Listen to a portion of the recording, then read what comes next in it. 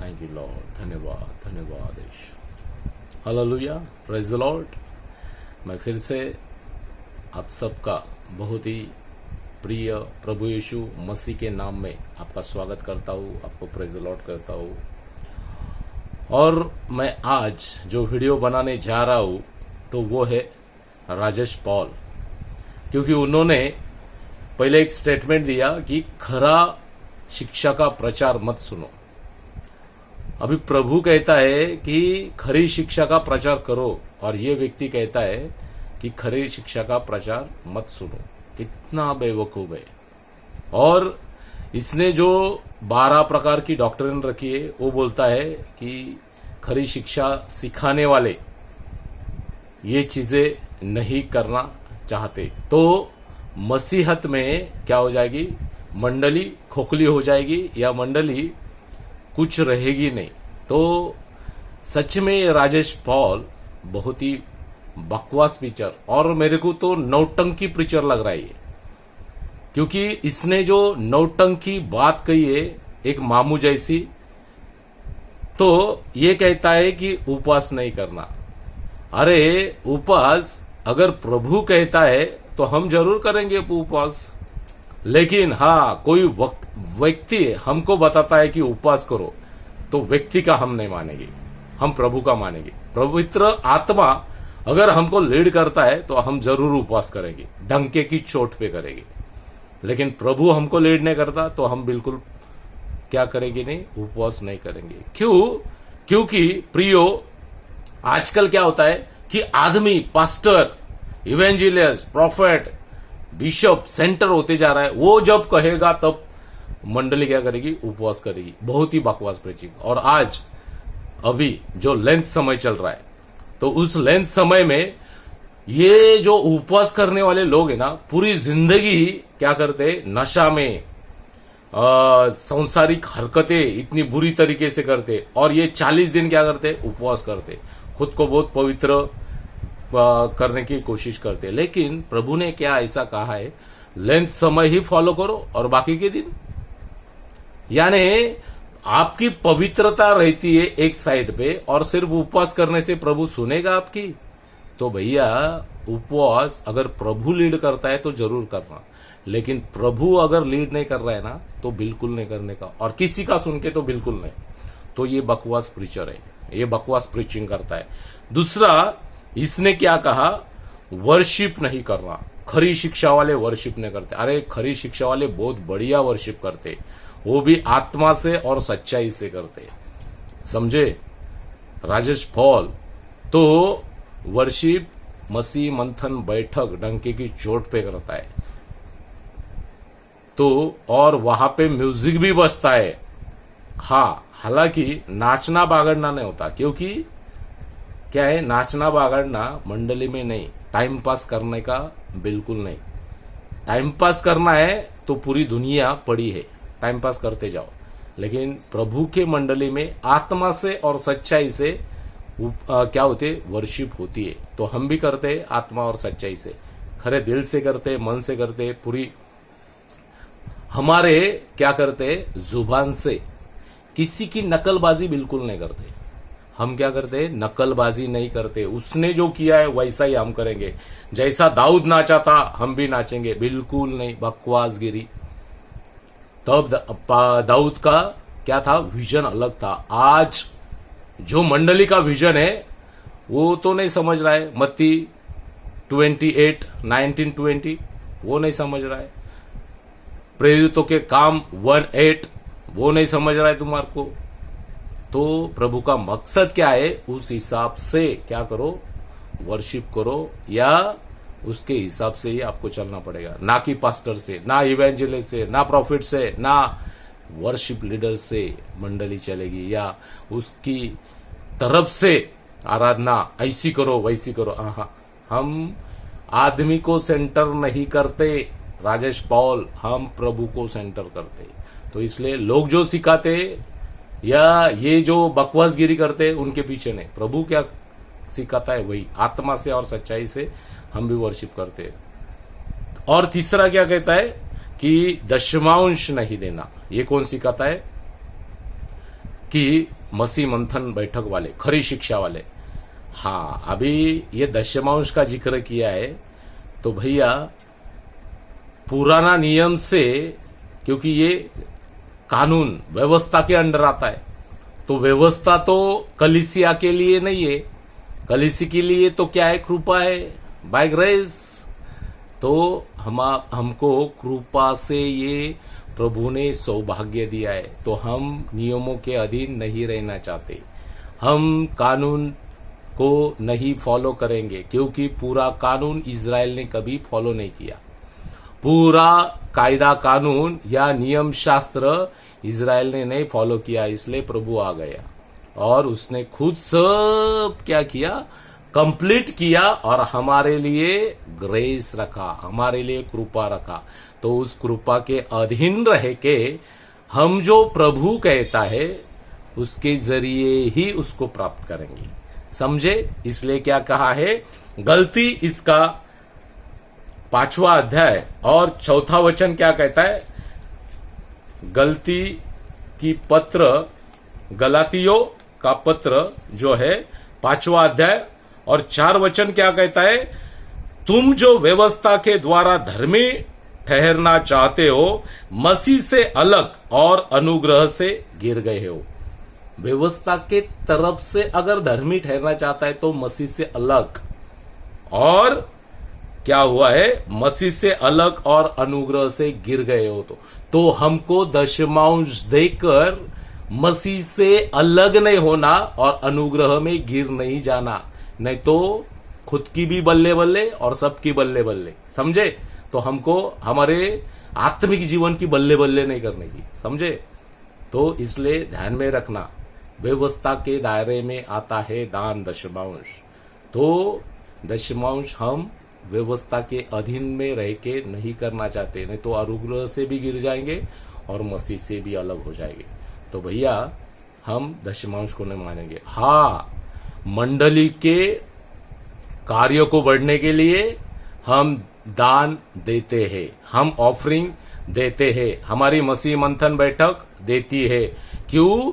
क्योंकि कलीसिया की बढ़ने के लिए। क्यों? क्योंकि पास्टरों का क्या हो जाए कि जो खरी प्रचार करते हैं उनको हम आर्थिक तौर पे सहायता करते हैं, समझे।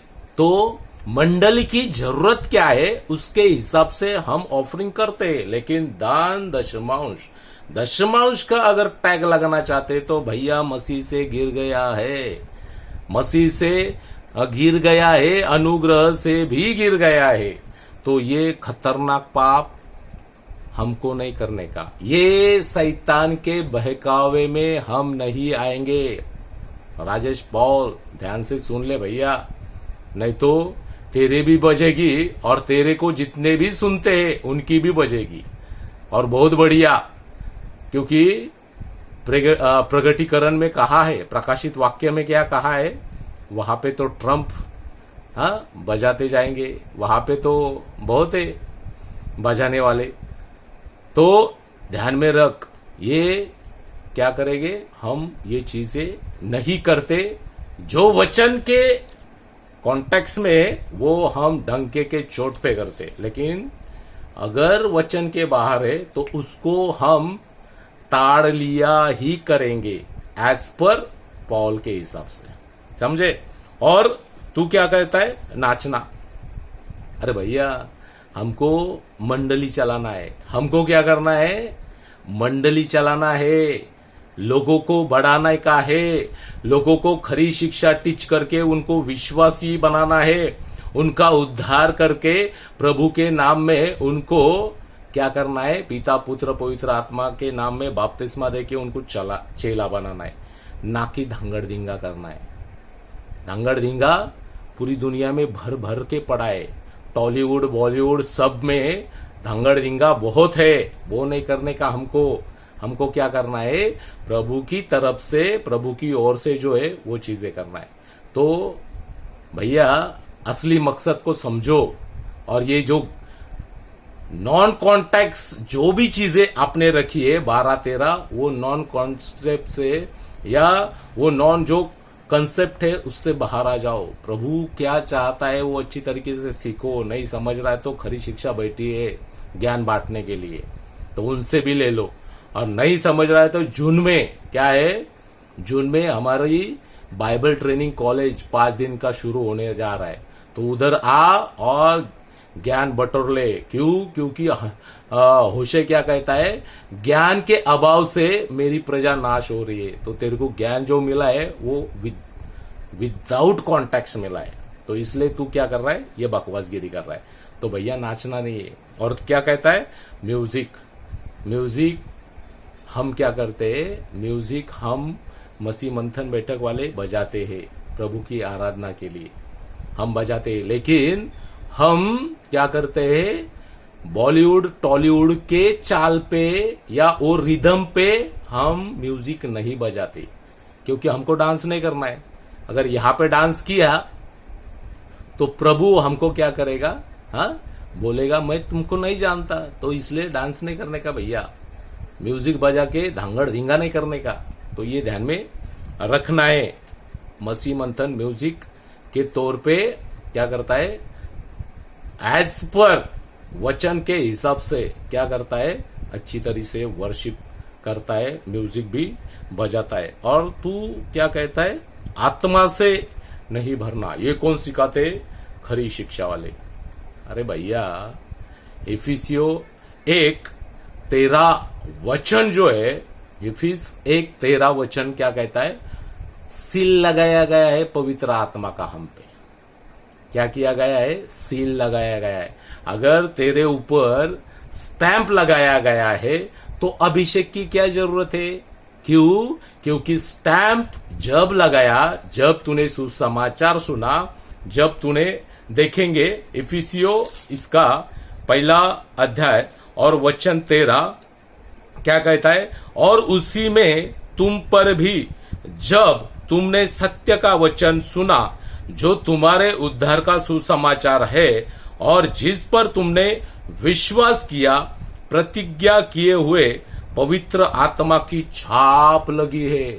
देखो तुमने क्या किया, सुसमाचार पे विश्वास किया, सत्य को जाना, और जैसे ही जाना, विश्वास किया, उसी वक्त पवित्र आत्मा की छाप लग गई। और ये सिर्फ छाप नहीं लगी बॉस, यहां पे अभिषेक भी मिल गया, यहां पे हर चीज मिल गई जो पवित्र आत्मा की ओर से, पिता परमेश्वर की ओर से और प्रभु यीशु मसीह के ओर से जो भी चीजें उस वक्त हमको मिल गई, जिस दिन पवित्र आत्मा की छाप लग गई। तो फिर अभी कौन सी आत्मा का आपको अभिषेक चाहिए, पवित्र आत्मा ने तो दे दिया जब आपका क्या हो गया, उद्धार हो गया। तो ध्यान में रख, अभिषेक क्या करने का नहीं, अभिषेक से भरने का नहीं, ऑलरेडी भर दिया। अब जो अभिषेक से भरना चाहता है तो फिर वो मेरे ख्याल से सांसारिक रीति से भरेगा, या जो पवित्र आत्मा नहीं उसकी प्रतीति करने के लिए आप क्या करते हो, भरो। फिर क्या करेगा, शैतान ही भरेगा आपको, और शैतान की चाल ही अब चलोगे। जैसे हवा को भरमा दिया था शैतान ने, वैसे ही भरमा देंगे आपको। तो इसलिए जब विश्वास किया, सत्य का वचन सुसमाचार आपने सुना और प्रभु को ग्रहण किया, उसी वक्त आपको पवित्र आत्मा की छाप लगी। तो बकवासगिरी नहीं करने का राजस पॉल। और क्या कहता है, हाँ ये तो बहुत तगड़ा टॉपिक है। क्या बोलता है, आत्मिक पिता। मसीह मंथन बैठक वाले क्या कहते हैं कि आत्मिक पिता किसी को नहीं कहता। अरे प्रभु यीशु ने स्टेटमेंट दिया है, मत्ती सुसमाचार इसका 23वां अध्याय, मत्ती 23 और वचन 8 से 10 तक पढ़ेगे ना, तो वहां पे जिक्र किया है। क्या जिक्र किया है, किसी को भी स्वामी ने कहने का, किसी को भी गुरु ने कहने का, किसी को भी पिता ने कहने का। क्योंकि हमारा पिता एक ही है और वो स्वर्ग में है। ये स्टेटमेंट कौन देता है, ईसा मसीह, हमारा प्रभु यीशु ख्रिस्त। यूडा लायन जो है वो स्टेटमेंट देता है। क्या देता है कि जब हम पढ़ते हैं कि मत्ती सुसमाचार इसका 23वां अध्याय 8 से 10 तक, क्या परंतु तुम रब्बी न कहलाना, क्योंकि तुम्हारा एक ही गुरु है। रब्बी किसी को नहीं कहने का, क्योंकि एक ही रब्बी है हमारा, गुरु एक ही। क्या? और तुम सब भाई हो, हम सब भाई है। ठीक है। दूसरा चीज, पृथ्वी पर किसी को पिता न कहना, क्योंकि तुम्हारा एक ही पिता है जो स्वर्ग में है। ये कौन कहता है? ईसा मसीह, बब्बर शेर। इसी को क्या कहते हैं? यूड़े वावे, जुदास लायन। ये क्या कहता है? तुम्हारा पिता एक ही है और वो स्वर्ग में। तो भैया, ईसा मसीह के वचन को अगर तू ट्विस्ट करना चाहता है तो गई भैंस पानी में। हाँ, इसके वचन को ट्विस्ट नहीं करने का। ये यूड़े वावे, ये ईसा मसीह है, ये सबका बाप है। तो इसके वचन को ट्विस्ट नहीं करने का। वो क्लियर कट कहता है किसी को इस पृथ्वी पे पिता ने कहने का, गुरु ने कहने का, स्वामी ने कहने का। तो ध्यान रख भैया, किसको अपोज कर रहा है तू? खरी शिक्षा वालों को अपोज नहीं कर रहा, तू इस दुनिया के रचयिता को अपोज कर रहा है। तू इस दुनिया का जो मालूम है ना, यशाया क्या कहता है, नभोमंडल के ऊपर जो विराजमान है ना, पूरी दुनिया को कंट्रोल करता, उसको अपोज कर रहा है तू। इसलिए क्या कर, खरी शिक्षा सीख ले। अगर नहीं समझ रहा तो डिबेट में आ जा भैया, डिबेट में आ जा। पास्टर डैनियल राज आपको डिबेट में बुला रहे। सच में बहुत अच्छी तरीके से आप प्रचार करते हो ना, तो रखो आपका तथ्य और नंबर है डिबेट करने का। चैलेंजर अगर एक्सेप्ट करते हो तो नंबर है 9322796905।